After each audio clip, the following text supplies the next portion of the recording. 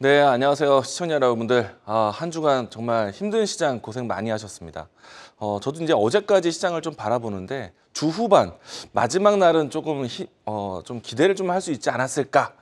좀 기대를 좀 해봤지만 결국에는 시장이 좀 힘든 장으로 일주일 동안 어려운 장으로 진행이 되었습니다. 사실 힘든 장이면서요. 제가 또 이런 표현도 좀 쓰고 싶네요. 이상한 장이기도 합니다. 네, 결론부터 말씀드릴게요. 이번 주는 힘들었는데요. 다음 주는 또 다시 일으켜 볼 수 있는 기대는 있지 않을까 생각을 하고 있고요. 그리고 이제 이 코스피와 코스닥 시장에 대한 온도 차이가 상당히 큰데 우리는 결국에는요. 큰 지수를 따라가는 모습 나옵니다. 그러니까 코스닥이 못났지만 코스피가 견조하다면은 나중에 코스피의 흐름을 따라가고요. 우리 시장이 못났지만 우리 시장이 미증시라든지 해외 증시가 괜찮은 환경이라면은 우리 증시는 또 큰 지수를 따라가게 되어 있습니다. 지금은 좀 힘든 구간에 있고 힘든 시간을 경험하고 계실 텐데 조금 더 용기를 내시고 지금은 아직까지는 버리는 시장은 아니다라는 점을 먼저 이야기 드리고 시작해 보도록 하겠습니다. 어려운 시장이면서 이상한 시장입니다. 그런데 이 시장도 전체 주식시장의 일부분, 하나의 시장이다라는 걸 이야기 드리겠고요. 그리고 또 이 시장의 흐름 안에서 인정을 하고 또 시장에 대한 시류에 우리가 또 잘 편승하고 또 적응을 해야 될 겁니다. 그래서 저는 트렌드라는 이야기를 시작으로 해서 지금 시장에 대한 승부 전략을 준비해 보도록 하겠습니다. 자, 우선 이제 이 시장에 대해서 좀 더 소개를 드리겠는데 시장이 참 힘듭니다. 우선은 이제 우리 증시하고 좀 비교할 수 있는 증시를 좀 이야기 드려보겠습니다. 최근에 나스닥 증시가 5월달, 6월달 최근까지 굉장히 강한 상승이 나왔어요. 어제 그제 미증시가 좀 쉬었다는 얘기 나오지만은 그래도 위치상으로 했을 때 꺾여가는 느낌은 안 들고요. 시장이 잘 가는 시장이 이제는 좀 속도 조절하는 모습처럼 보이는 시장입니다. 많은 투자자분들은 걱정을 하고 계실 거예요. 야, 이러다가 미증시에 반도 못 따라갔는데 미증시가 떨어지면은 우리 더 떨어질까? 이런 걱정하실 수 있거든요. 근데 지금은 그 걱정이 조금 너무 앞선다라고 생각합니다. 지금은 현재 진행되고 있는 시장에 편승할 필요가 있을 것 같고 지금 시장은 그래도 괜찮다. 괜찮은 부분에 대한 설명도 드리겠습니다. 자, 우선은 이제 나스닥하고 차이가 극명하게 크고요. 그리고 최근에 우리 증시와 색깔을 좀 비교해 본다라면은 주도주가 없는 상태, IT가 움직이지 못하는 상황인데 대만 증시는 굉장히 또 강세 시장입니다. 참 우리 증시가 좀 못났다라는 생각이 들 정도인데 바통은 언제쯤 돌아올 수 있을까? 저는 가장 필요한 거는요. 시장에 대한 주도주 복귀인데 우리가 예상하는 주도주는 이럴 것 같습니다. 금리 인하에 대한 과정이 나오는 과정이기 때문에 FOMC 이후부터 해서는 뭐 IT, 반도체, 2차 전지 그리고 바이오 같은 기술주, 성장주에 대한 포인트가 살아나는 때가 우리 증시가 좀 강한 모습이 나오지 않을까라고 생각이 되는데 아직 안 나왔습니다. 못 나올 거 아니고요. 아직 안 나왔습니다. 자, 그리고 이제 우리 증시 자체에 대한 증시 모멘텀이 없는 게 가장 큰 약점인데 여기에는 이제 정부 정책에 대한 내용들도 있을 것 같고요. 그리고 기업들에 대한 실적에 대한 베이스도 우리가 생각을 해야 되는데 실적은 나쁘지 않습니다. 오늘은 제가 이 이야기에 대한 핵심은 실적입니다. 뒷부분에 계속 설명을 드릴 거고요. 다만 이제 정책에 대한 기조를 좀 봤을 때 정부에 대한 부양 의지 이게 적다 크다를 떠나서 총선 이후부터 해서 정책 부양감에 대한 이 지지가 사실은 조금은 다른 나라 대비해서 좀 못났다라는 것이겠죠. 그래서 이제 증시에 대한 부양 모멘텀이 좀 약하다라고 할 수 있겠고요. 이 내용들은 이 부양 정책에 대한 동력에 대해서 아마도 좀 설명이 될 것 같습니다. 왜냐하면은 최근에 비교되는 것은 중국에 대한 정책에 대한 기조이거든요. 중국은 정말 오랜 시간 동안의 경기가 약했다가 최근에 와서 강한 경제 부양책이 나오면서 제조업부터 해서 회복세를 보이고 있는 시장이기 때문에 정부에 대한 부양 정책에 대한 동력은 상당히 중요할 것 같습니다. 자, 그리고 이제 현재 위치에서요. 그래도 시장은 괜찮다라고 이야기 드리는 부분이 무엇이냐면은 주도주는 없지만 시장에서 시총 상위 종목들에 대한 대형주의 움직임들은 괜찮다. 여기에 뒷받침되는 거는 외국인들에 대한 수급인데 이 외국인들에 대한 수급이 들어왔기 때문에 시장에 대한 방향성에 대한 고민은 아직까지는 유지할 수 있다. 뭐 뒷부분에 한 번 더 또 설명드리겠습니다. 자, 다만 우리가 가장 크게 걱정하고 있는 거는 코스피의 대형주 시장 외국인의 수급 뒷받침 이것에 상대적으로 코스닥에 있는 시장 분위기가 너무 힘든 것이죠. 반복적으로 전강 후약에 대한 증시가 이어지고 있는데 우리는 사실은 오늘 몇 포인트 올랐어? 몇 포인트 떨어졌어? 지금 몇 포인트야? 이런 포인트에 대한 숫자보다도 오늘 장중에 내내 오르는 분위기인가 장중 내내 떨어지는 분위기인가 이런 분위기에 대한 기류가 더 중요하지 않을까 생각을 합니다. 뭐 특히나 증시에 대한 위치가 코스피는 여기 있는데 코스닥은 아래에 있어요. 아래에서 계속해서 전강 후약을 밀리는 시장이라면 투자 심리에 대한 부분들이 굉장히 약해질 수밖에 없겠고 증시에 대한 정이 떨어질 수도 있는 그런 시장이기도 합니다. 이 부분들이 지금 시장의 리스크한 요소이고요. 그러면 우리는 다음 시장에 어떤 포인트를 찾아가야 될까? 이 부분에 대해서 이야기 들어보도록 하겠습니다. 자, 일단은 증시에 대한 위치를 보니까요. 확실히 코스피의 위치는 아직은 괜찮습니다. 떨어진다는 생각은 아직 들진 않아요. 먼저 지금은 증시를 걱정하기보다는 이 증시가 얼마만큼 유지할 수 있을까, 추세를 지켜갈 수 있을까에 대해서 포인트를 잡아가시는 게 필요할 것 같고요. 앞에서 얘기 드렸지만은 차트적으로 봤을 때 연중 고점을 넘어간 상태이고 특히나 전고점의 위치를 넘어간 위치입니다. 그리고 추세적으로 했을 때 하단에 대한 일정한 이 상승 추세를 유지하고 있고요. 특히나 이 상승에 대한 각도가 굉장히 가파른 상승이기 때문에 어느 일정한 속도는 더 유지할 수 있지 않을까? 쉬더라도 전고점에 대한 위치가 저항대가 아니라 지지선에 대한 위치가 나올 수 있기 때문에 저는 만약에 시장에 대한 조정이 나온다 하더라도 시장에 대한 하방 지지력은 상당히 강할 수 있다라고 생각을 합니다. 그 뒷받침되는 거는 외국인의 순매수세가 살아있기 때문에 하방 지지력은 괜찮을 것이다. 특히나 지난 4월 달에 올라왔었던 시장과 6월 달에 올라온 시장에 대한 차이가 있는데 4월 달은 정말 주도주가 없었습니다. 이때도 마찬가지로 주도주는 아직도 약해요. 하지만 4월 달에 올라섰던 위치는 반도체도 못 받고 2차 전지도 올라오지 못했고 자동차 뭐 어떤 섹터 못 찾았습니다. 이때 당시 올라왔던 거는 반발 매수력이 좋아지면서 강한 놈의 그 전력기기라든지 아니면 특정 섹터에 대한 이 거래 대금이 늘어나면서 이 증시가 좀 올라왔었고요. 다만 이제 최근에 와서 이 최근 일주일에 대한 시장 흐름을 보시게 되면은 삼성전자, SK하이닉스 흐름 괜찮습니다. 이때하고는 비교해 본다면 상당히 강하고요. 자동차 살아있고요. 그리고 최근에 와서 반등을 했을 때 2차 전지의 움직임들, 뭐 코스닥의 에코프로라든지 에코프로 BM, 그리고 코스피의 뭐 LG 에너지 솔루션부터 해서 이와 같은 2차 전지 종목들에 대한 동반이 있었기 때문에 우리가 생각을 해본다면은 직전에 있었던 시장보다는 그래도 주도주의 힌트가 있었던 상승이었기 때문에 이때보다는 허리가 강할 체력이 있을 시장이다. 그러니까 그 체력으로 인해서 이 순환매는 그래도 추세는 유지될 수 있다. 우리가 필요한 거는요. 얼마만큼 빨리 튀어가는 게 중요한 게 아니라 얼마만큼 하방 지지력이 있는가. 외국인이 유지되면서 대형주에 대한 포지션, 주도주에 대한 출현이 유지되는가. 이걸 보셔야 되고요. 물론 이제 여기에서도 단점은 있습니다. 대형주만 쏠려 있다는 거예요. 대형주에 대한 쏠림 현상, 특히나 이제 삼성전자와 SK하이닉스 주축이고요. 그 외적으로 이제 현대차, 기아차, 그 밖에 금융주들에 대한 수급이 아직까지는 큰 이탈이 없습니다. 이게 좋으면서요. 이게 단점이 되기도 합니다. 대형주에 쏠려 있기 때문에. 그리고 대형주 내에서도 어떤 특정에 대한 시가총액 상위에만 몰려있기 때문에 증시에 대한 하방 지지력은 유지되지만 시장에 대한 낙수 효과가 아직 나오지 못하고 있다. 라고 보시면 좋을 것 같습니다.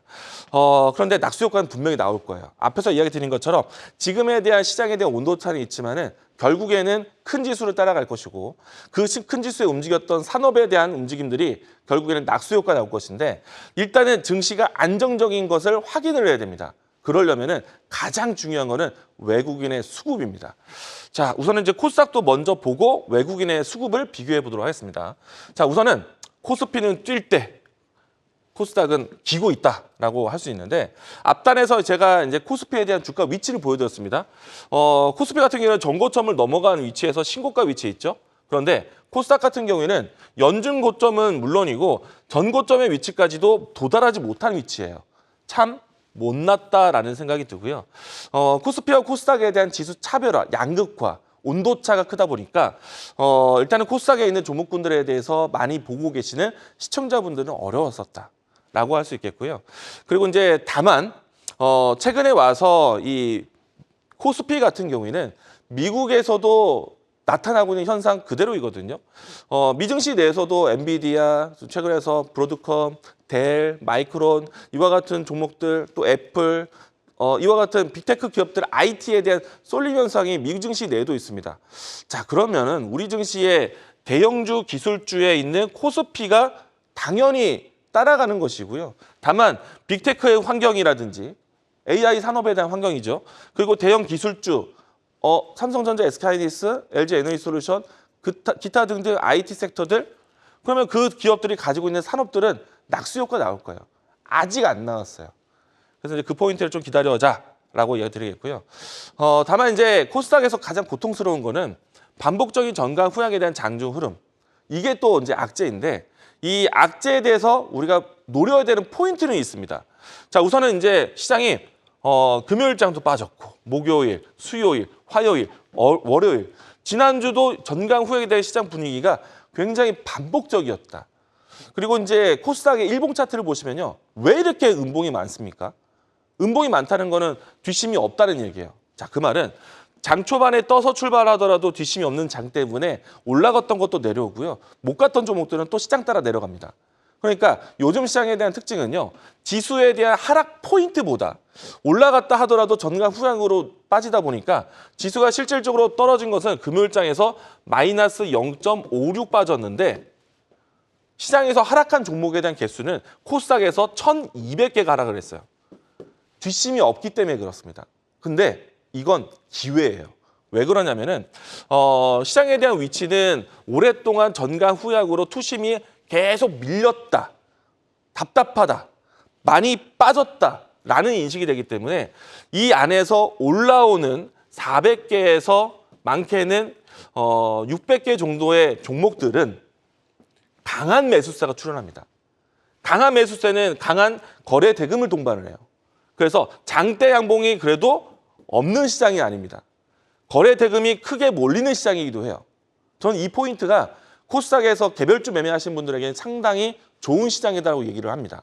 또 한 가지, 증시가 연속성이 떨어지기 때문에 종목에 대한 연속성이 나타나질 못해요. 그러면 흔히 말해서 장대 양봉이 한번 나오고 난 다음에 또 추가적으로 상승하는 시장이 잘 없다라는 얘기예요. 그러면 어떤 시장이 나오느냐? 매수가 들어올 때 시장에 대한 시그널이 되고 포인트가 될 때는 정말 세게 올라오는데 이 종목들이 쉬어갈 때는 증시 떨어지는데 증시하고 똑같이 속도 조절하는데 그러면은 강한 매수세와 동시에 약한 눌림목이 나옵니다. 그러면은 제가 항상 방송을 통해서도 이야기 드리는 패턴주에 대한 매매가 쉬운 장이 또 지금장이에요. 강한 종목들 보시는 게 지금장에서는 또 힌트가 됩니다. 근데 시장 자체는 너무나 힘들기 때문에 야, 오늘 이 종목 사도 될까? 라는 의심이 상당히 들기 때문에 지금은 조금 더 용기 있는 개인 투자자가 돈을 벌 수 있는 시장이 아닐까. 물론 이제 그것을 강요하지는 않겠습니다. 안전하게 볼 수 있는 매매 전략도 필요해요. 특히나 지금 시간대 주말에 이 방송을 보고 계시는 직장인분들, 회사원분들 이분들 같은 경우에는 이와 같은 매매를 지금 하기에는 너무나 어려울 수가 있어요. 그래서 그분들을 위해서 제가 오늘은 추세 매매를 할 수 있는 종목들을 또 준비를 했습니다. 뒷부분에 또 설명을 드리겠고요. 자, 일단은 시장에서는 외국인이 버티고 있다는 걸 보셔야 됩니다. 최근에 이제 코스피 기준으로 했을 때 2,800포인트를 넘어갔었어요. 물론 이제 지금은 2,800포인트를 하회를 했습니다. 그런데 그 2,800포인트까지 올라온 가장 큰 시장에 대한 배경은 외국인에 있었습니다. 지금 코스피 시장에서 외국인의 지분은 지금 3년 만에 최고치를 가지고 있고요. 외국인이 강하게 들어오고 있기 때문에 당연히 대형주에 대한 쏠림 현상이 나올 수밖에 없겠고요. 그리고 이제 외국인의 순매수세가 얼마만큼 이어질 수 있는지가 가장 중요한 포인트인데 다음 자료 보도록 하겠습니다. 자, 지금 외국인이 굉장히 특이한 시장입니다. 왜냐하면은 환율에 대한 이 환율 달러 인덱스라든지 환율이 강한 시장이에요. 그럼에도 불구하고 외국인들의 순매수세가 이번 달에 상당히 크게 들어왔습니다.